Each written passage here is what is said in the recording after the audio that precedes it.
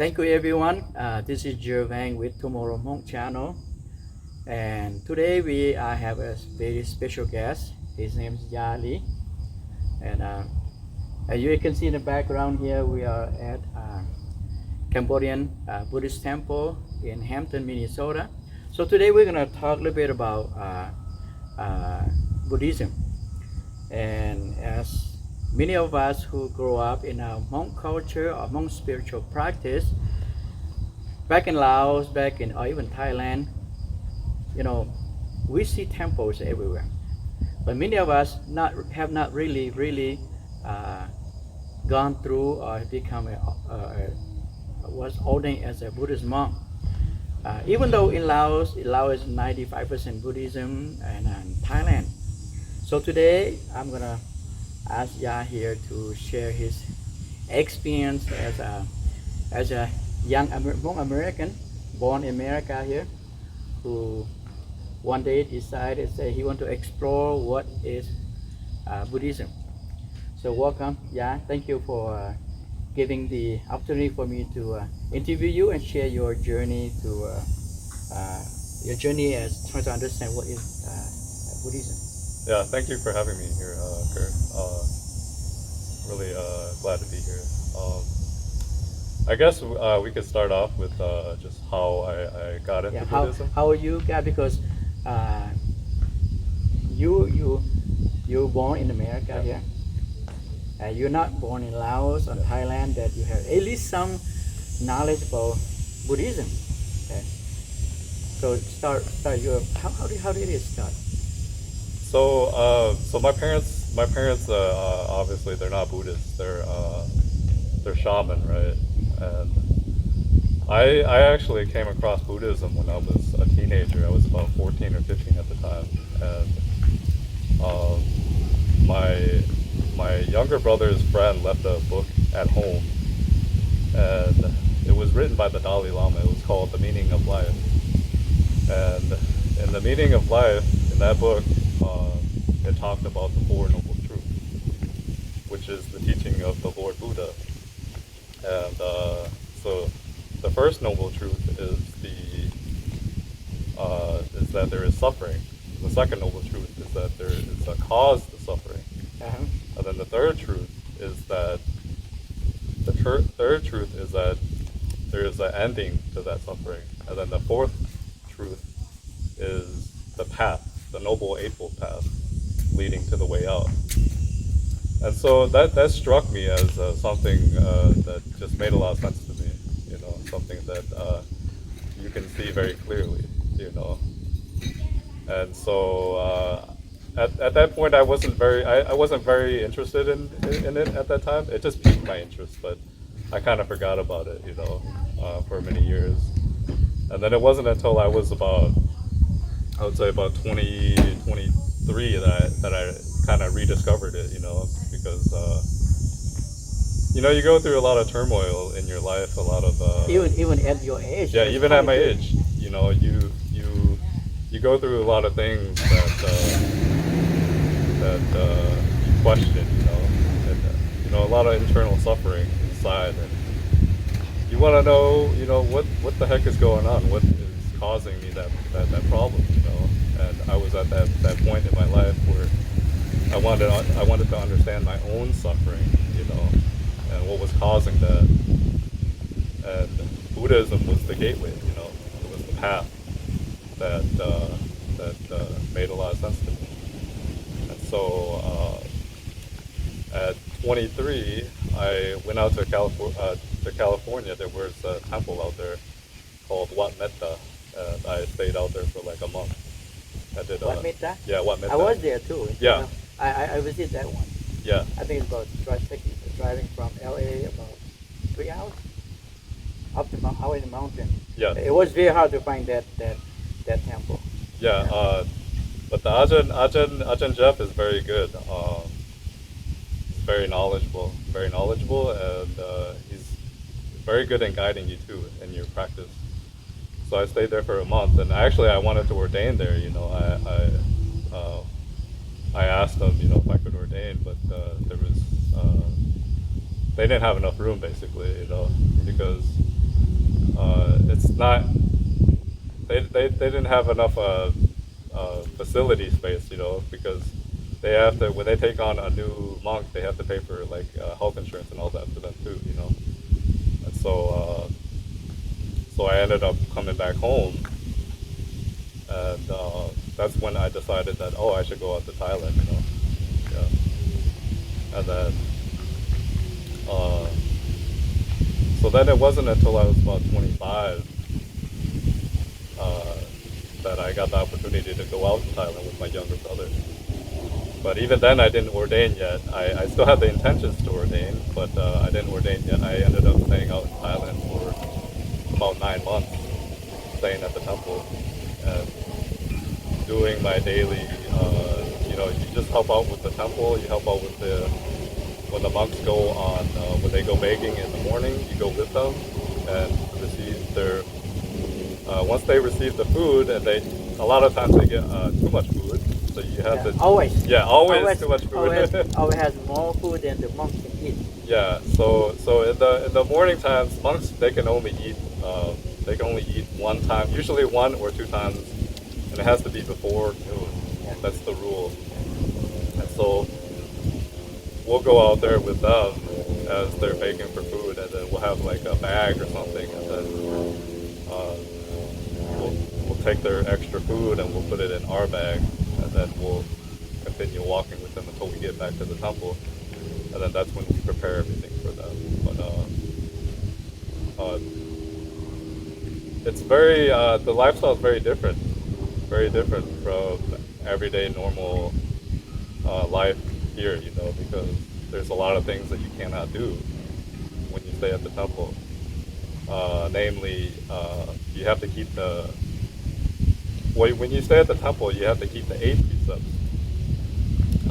But the 5 basic ones are not to kill. For the commoners, the 5. Yeah, the 5 precepts are the very basic ones for normal lay people to keep, which are not to kill, not to steal, not to have illicit sex, not to lie, and no intoxicants. So no drinking alcohol or no drugs. And so you keep these precepts while you're at the temple, and you also have your meditation practice too. So along with that, you have your daily chores. You'll help out with whatever the monks need help with, or it could be some sort of little construction that they have going on at the temple. You help out with that too. Yeah. Because there's some rules that the monks cannot do, like they're not supposed to dig the ground. So the lay people, us, we have to do that for them.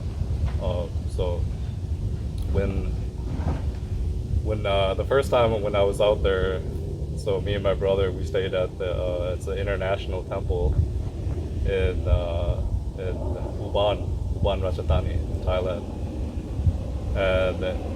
and they call it Wat Pananachat. And so a lot of foreign monks. That is the first Buddhist temple that was for the foreigners. Yes, it's in the Ajahn Chah lineage, and they opened that temple for foreigners specifically, and so we had the opportunity, me and my brother, to stay there for about I think it was about 7 months. Wow. Yeah. So I didn't know that you spent that many months before you finally ordained. Well, I thought that you just woke up one morning and say, "Mom, I want to become a monk, I want to try it out." But you seem like mentally or spiritually you have been prepared for so long already. And even then at that point that was 2012, I believe. I still was not able to ordain yet as a monk. Maybe just not the right time, I don't know. But so after staying at the international temple, I came back home and then worked for another 2 years or so, and then finally in October 2015 had the opportunity to go back to Thailand. This time I went by myself, and I went, just to kind of check out different temples to see which one had a good environment for me, and not only that, but somebody who can kind of guide you, like a teacher. And so I stopped at a few different temples. One in Pattaya, Wat Yan, but that one was very crowded. A lot of tourists. It's a royal temple, so they have a lot of tourists coming by there. A lot of Chinese, South Koreans. They come by and then they take a tour of the temple. So I was like, I can't stay here. It's a little too busy for me, And I always thought that the forest temple, a temple that's more secluded or isolated, was more conducive for me. So I said, I need to go to a forest temple somewhere. And so I ended up going to, after staying there for 2 weeks, and then kind of talking with the Ajahn a little bit. He's very knowledgeable, but I decided it's not the place for me to ordain. So I continued on my journey, and I went to Chiang Mai. Yeah, I went to Chiang Mai, and then I stayed there for a few days. And I like that temple too, but I think there was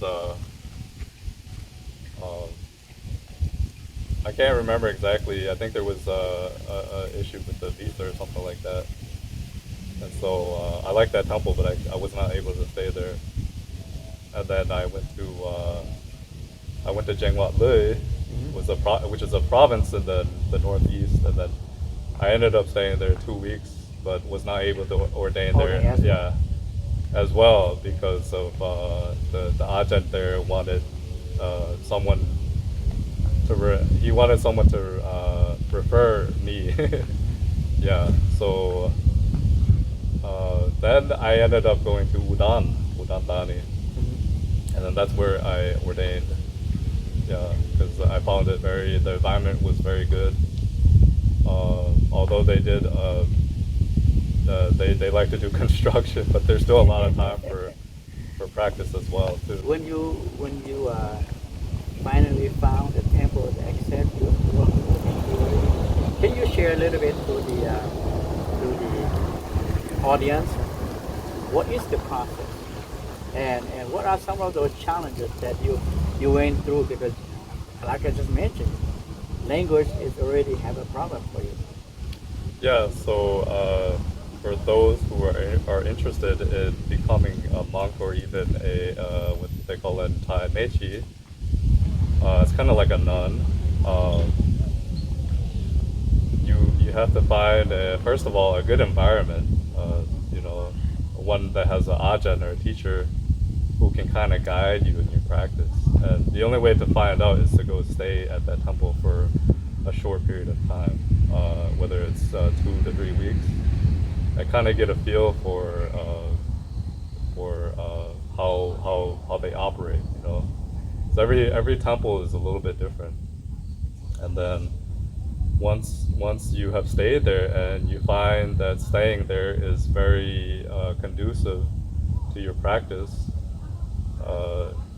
you like the ajahn, they can guide you in a good way. Then you go ahead and ask them for ordination. You ask the ajahn that could I take ordination as a monk or a nun here? And once they agree to that, then some places they have you become a nen, what they call in Thai, or a novice for 1 year. So you cannot be a monk just right away. Yeah. I last time when I visit one of the temple, which is the original temple before the international temple, which is Wat Pao Pong. Okay. I went there. I saw the foreigner dressed in white. Yes. Many of them had to wait for the whole year, make sure they are really ready to become a monk. So yeah, so they do that to kind of weed out the people who are less serious, and the people who are really serious, because if you're not so serious about ordaining to become a monk, then you're not going to stay long, you know.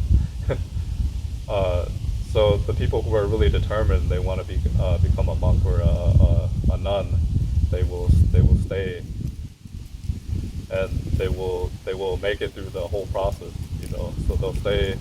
It could be 6 months as a pakao, which is you wear the white. Yep, yeah. you wear the white robes, and then you become a novice for 1 year, and that's really to just kind of train you to become ready to become a monk.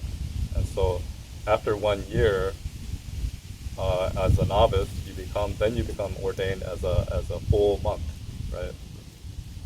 And the difference between a novice and a monk is that the novice just has less rules to follow. The monk, becoming a monk, you have to follow all the rules. 227 rules. 227 rules, right? So basically, your time as a novice, you're preparing yourself to become a full-fledged monk. But some places are different, where they don't go through that whole process.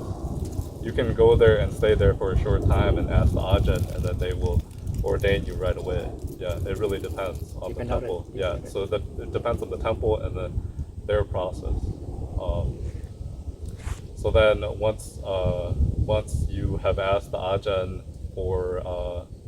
to go forth to become a monk, so once they accept that, then they will prepare you. You know, you have to go through the ordination ceremony. So there's. I remember because when I start my ordination 2018, Yeah. I wasn't really prepared. Not really because I wasn't prepared. I didn't know what is the process.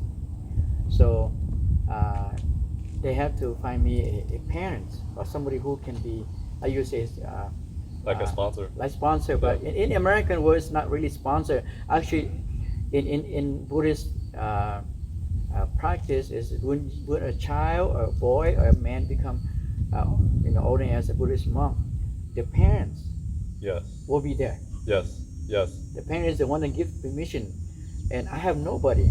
So they have to find a local person to be. It's more like a in America we call godfather, something like that. Yes. Yes. Something very similar. So when I ordained, I was there by myself in Thailand. So they basically had to find a sponsor for me, basically. So what the sponsor does is that they provide the robe cloth for you, and the bowl, and all the requisites you need for to become a monk, right? So then all that stuff has to be prepared for when you ordain, the ordination ceremony. So you have to memorize your chanting, because you got to do a little chanting ceremony. I'm sure you pretty much just like me. I have to repeat after the monk. I actually was pretty nervous, and I couldn't get my because during the process you have to say your Bali name, right? And then I was. Oh, by the way, what's your Bali's name? What did the monk give you?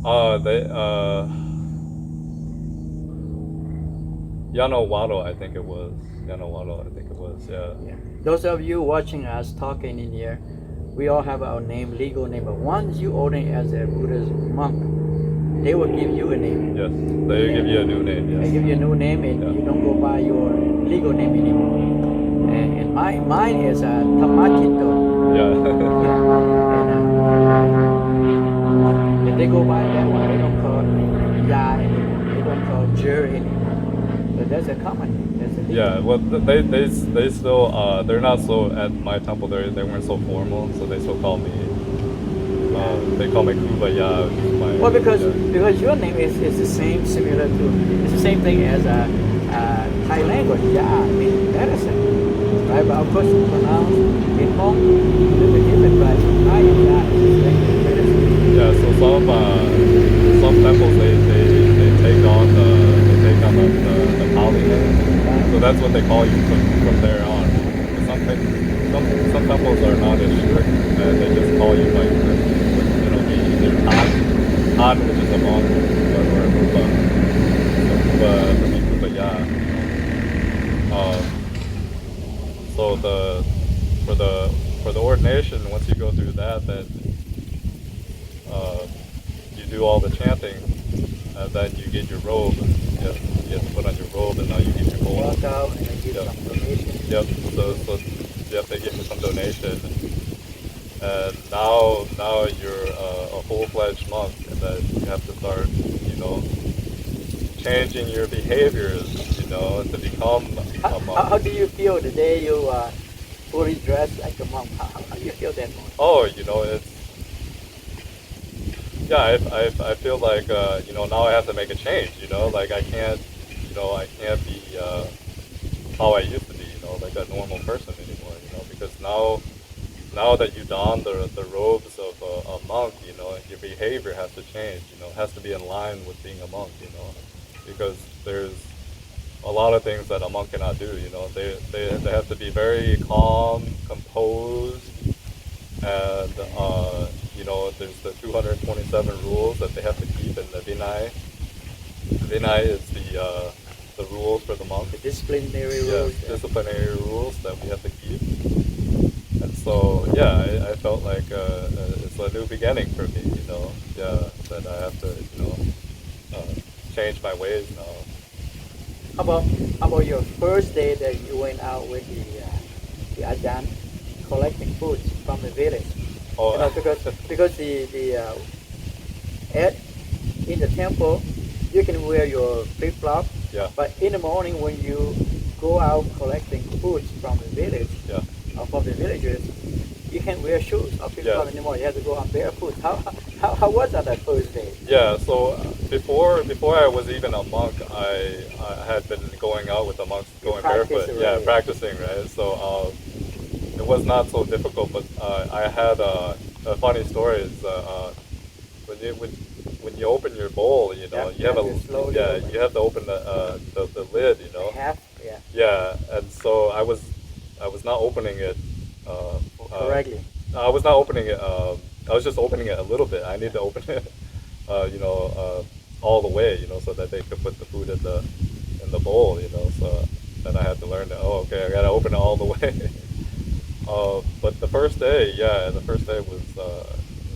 it was good, It was different though, because now you're a monk and you're receiving food, and you have to make sure that you're eating the food from the lay people, Don't let it go to waste, I felt like I have to eat the food and be a good monk, Yeah, don't let the food go to waste, as they say. Because when you go out collecting foods from the villagers, and when they make the offering, and the monk also blessing the individuals, and how long does it take you before you can start giving the blessing back to the? So that's something that you kind of learn along the way, as being a monk. So you learn how to chant because after once you receive the food, you come back to the temple and then you place your bowl down where you're gonna sit, and they always sit in seniority, so it's always the most senior going down to the most junior, and then it may take you a few weeks to learn the blessing chant, because that's what you do right after, or right before you eat, is you bless them, right? You bless the people that have given you food, and so it may take you a few weeks to learn that chant, but it's very important. It's very important. It's saying like thank you, and this is a blessing for you, for giving your food to the monks. But there's many other chants that you as a monk have to learn, but there's that very basic one, it's yatta,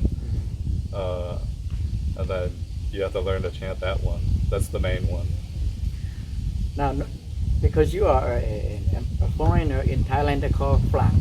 Yeah. คนฝรั่ง Now when they see you as a newly ordained monk that you don't speak the local language, how do people welcome you to the community?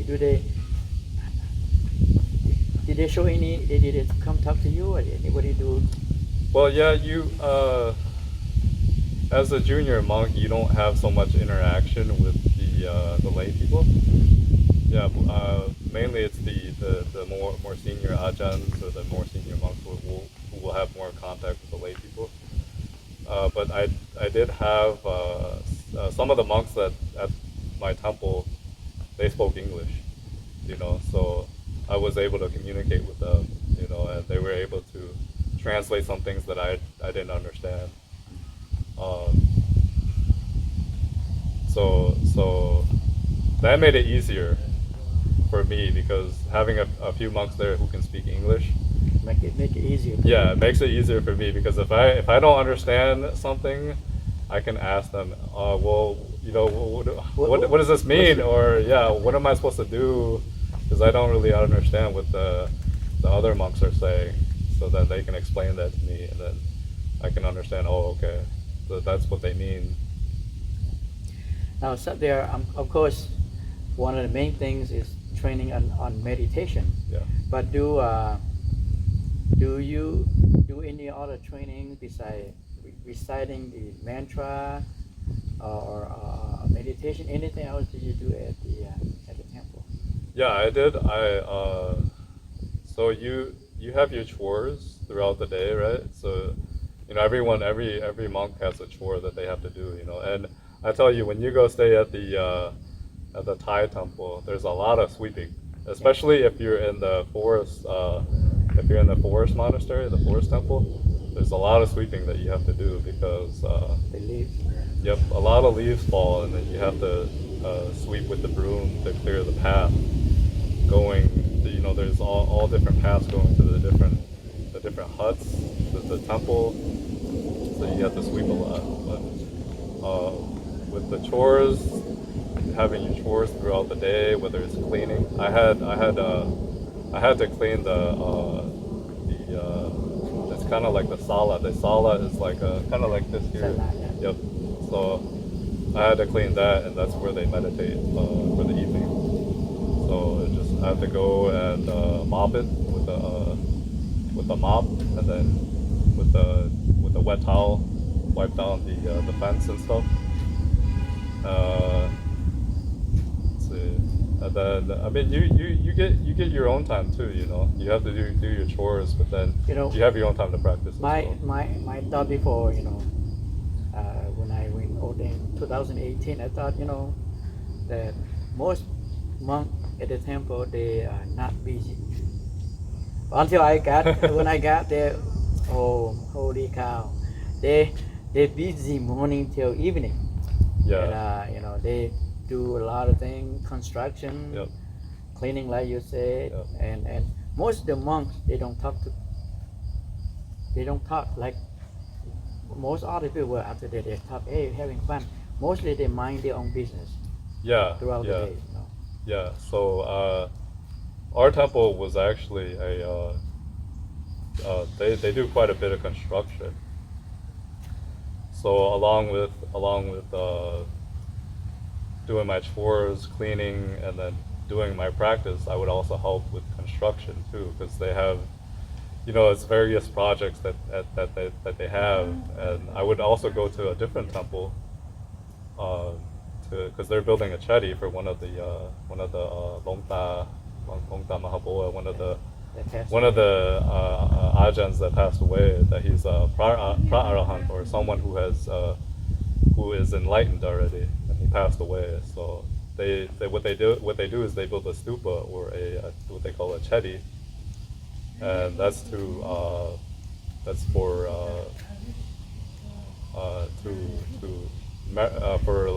for people to come pay respect to him, and for the pra-arahant, one thing that's very unique is that when they pass away, their bones turn to relics.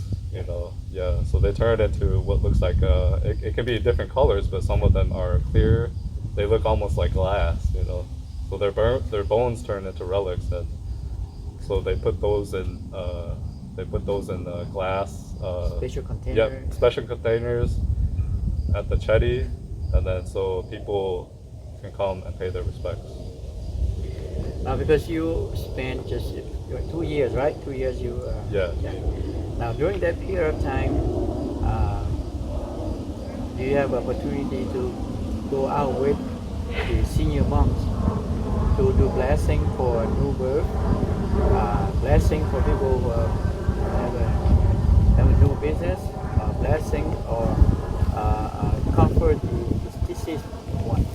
So because our temple is a forest temple, it's a watpa. We don't do that. We don't do Yeah, we don't do that. We don't go out to. The only thing that we'll do is if we get invited out for some very important occasion, that we'll do that. But normally, no. Yeah, so we won't go out and do any sort of blessings like that. Or more of the Wat Ban, they do that. The city temples, yeah, they do a lot of that, which is going out to do blessings for invitations, or you know, they even bless cars.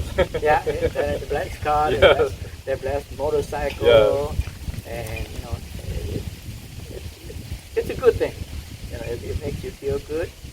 You know, go ahead, do it. In Thailand, they bless almost everything. Yeah. Now,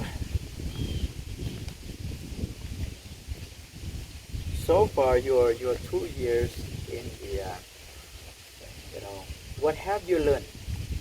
Before you went to Thailand, you were so searching. You have your own struggling at early age, and now 2 years you've been there. You have challenge learning the language, try to adjust to the life as a Buddhist monk. What have you? What kind of teaching you received, or what do you get out of it? Yeah. So one thing that the Buddha, he made very clear was that you can see the suffering in your own life, right? Because whoever is born as a human, or any being on this earth, will encounter some sort of suffering, right? So we have suffering of birth, right? Then Starting aging. from birth till Yeah, death. starting from birth. Then it's aging, right? So you slowly start to get older and older, and then you experience illness, right? And then death. So these are things that you can see clearly, and not only that, but you also have your mental suffering, you know. Of course, everybody. Yes. Everyone have their mental suffering every Yes, day. that you create yourself. Yeah. So I could see that very clearly, and I was wondering, you know, how do I get to the root cause of that, you know, my own suffering, you know, because as the Buddha said, is that, you know, it's not just one lifetime, you know, of suffering, you know, because in Buddhism they teach about rebirth, you know. It's not just one lifetime, there's many, you know, you've had many previous lifetimes that you've lived, you know, that you've been a human. And so it's just like this, there's birth, aging, illness, and death, you know, and you're suffering. And what our Buddha teaches is that there's a way out of that, right? Which is the Four Noble Truths, and then the Noble Eightfold Path, which is the way leading out. And so I found that it made a lot of sense to me. And you have to do a lot of meditation, a lot of not only a lot of meditation, but studying too. So I did both. Reading books, and then doing a lot of meditation, and you know, trying to understand the suffering that I'm causing myself, you know, because it's within myself that, you know, you sometimes it can be many different things, right? It could be something traumatic that happened to you in the past, or it could be just something that you create yourself, which is mental, right? You expect reality to be a different way than what it actually is. So then that can affect you because you want reality to be something else than what it is. So then you suffer from that, you know. When you don't get it. Yeah, but you don't understand it at that point, you know. But it's so what the meditation practice helps with is grounding yourself, right? Because in practice we want to focus our minds on a single object, like our breathing, or in Thailand they use a word, a mantra, Buddho, right? They just repeat Buddho, Buddho, Buddho, and that's their meditation object. Buddha, Putto, Putto, Putto. Yeah, Buddho, Buddho, Buddho, and that's your meditation object, right? And what that does is it just helps your mind to become centered and focused. Focus right? again. Yes. Refocus again. Yes, and because normally our minds are always thinking about something, whether it's the past, future, or something that happened to you, or memories that come up, or what they call in Thai, broom thang. Broom thang is just imagination. It's just imagination. Yes. So it's just a lot of imagination that's going on in your head, you know, and so you're just thinking and thinking and thinking, and some people, that's how they drive themselves crazy, is they're just thinking way too much, you know. And so we need something to anchor our mind.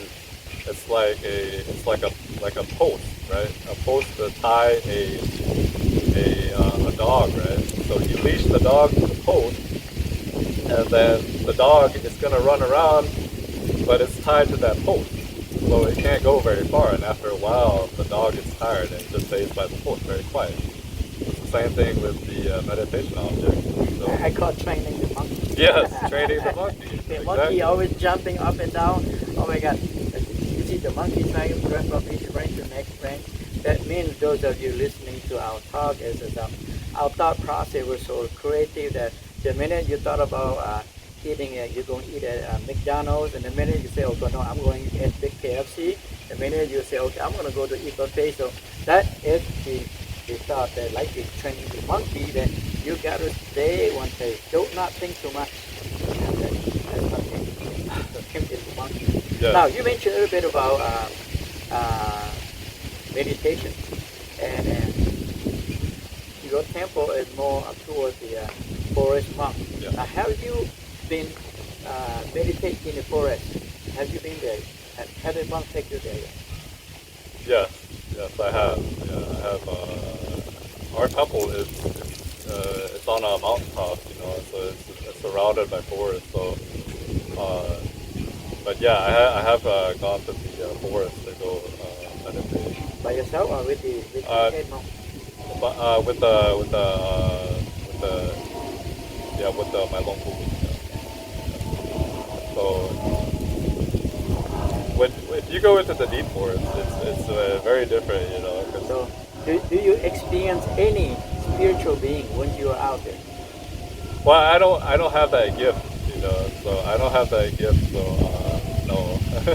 Maybe they'll come around, but maybe, they but I came just don't around, know. but Yeah. you just say, maybe you just think to take it. Yeah.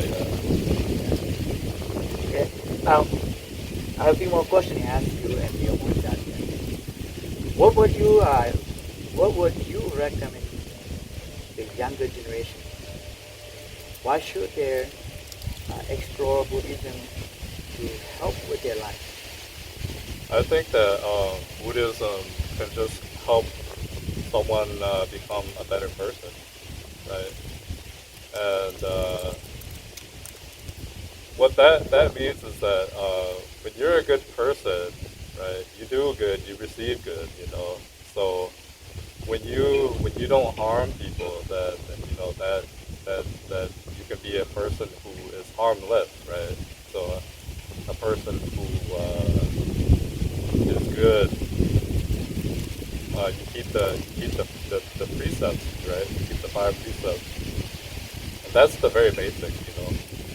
Yeah, that's the very basic. Is if you don't kill, you don't steal, you don't have illicit sex, you don't lie, you don't take intoxicants, then that'll benefit your life greatly, you know. Because like for me, I have not. Because I like to, I want to be mindful, right? So I haven't drink alcohol or anything like that for over 10 years. Were you before? Yeah, I was before. I was just like a normal kid, you know. I like to have fun and party and stuff, but I found that it didn't make me happy, you know. It didn't make me happy. And with Buddhism, the meditation practice, I think, can help everybody. It can help every individual to center and focus their mind, you know? Because without that, you know, it's your mind is all over the place throughout the day, you know. And with the meditation practice, you kind of bring your mind into focus, and you know, it's like a pond, you know, that's doesn't have any ripples. It's very calm, you know.